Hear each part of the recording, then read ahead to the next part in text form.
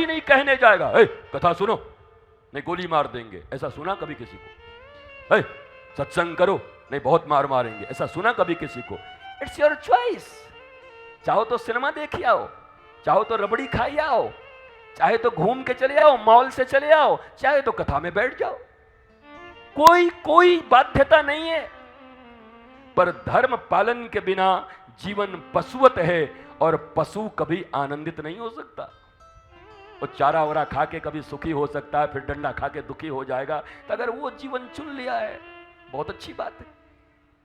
तुम्हारी मर्जी, आपकी मर्जी, आपका जीवन, चुनाव भी आपका, आपका मत जिसको चाहे उसको दे, मतदान काला टीका लगवाइए, जिसको मन उसको दीजिए, आपका मत है, जबरदस्ती थोड़ी है। वैसे चुनाव भी आपका है।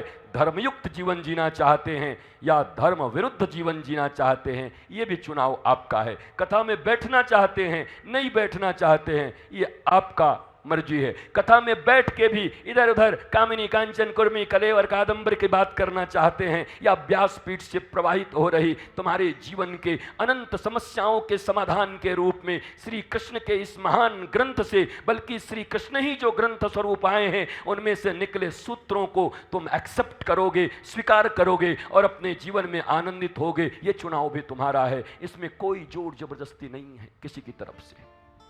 आप सब अपनी मर्जी से ही बैठे हो, अपनी मर्जी से ही आए हो। निमंत्रण भी सबको नहीं मिला होगा, सबके घर कार्ड थोड़ी गया है। वह विवाह में कार्ड न मिले तो नहीं जाओगे। पर भागवत तो अपना है, ठाकुर का है। ठाकुर जी हमारे, हम राम जी के राम जी हमारे हैं। कार्ड फाट गयो भाड़ में, कार्ड से कहा मतलब है हमें।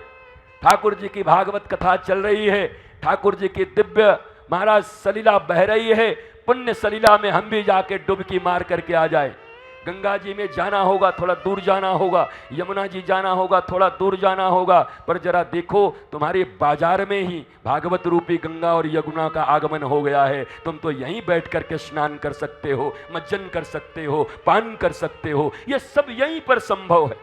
दो प्रकार की नदियों का वर्णन किया गया है साहित्य में।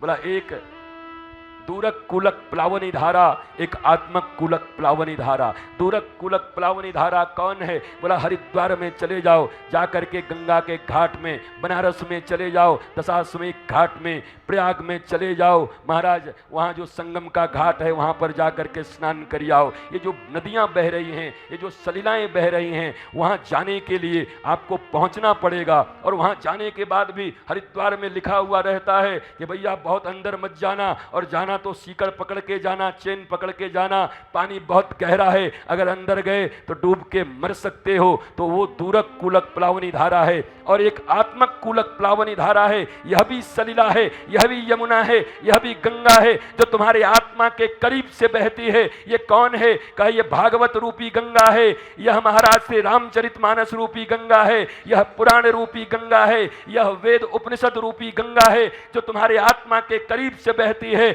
उन नदियों में नहाने का मर्यादा भिन्न है, इन नदियों में नहाने का मर्यादा भिन्न है। अगर उन नदियों में नहाने गए हो और अगर वहां डूब गए तो मर जाओगे, और यहां डूब गए तो तर जाओगे। ये डूबने वाली जगह है और वो तैरने वाली जगह है। खबरदार यहां तैरना मत, यहां बहुत लोग तैर रहे हैं।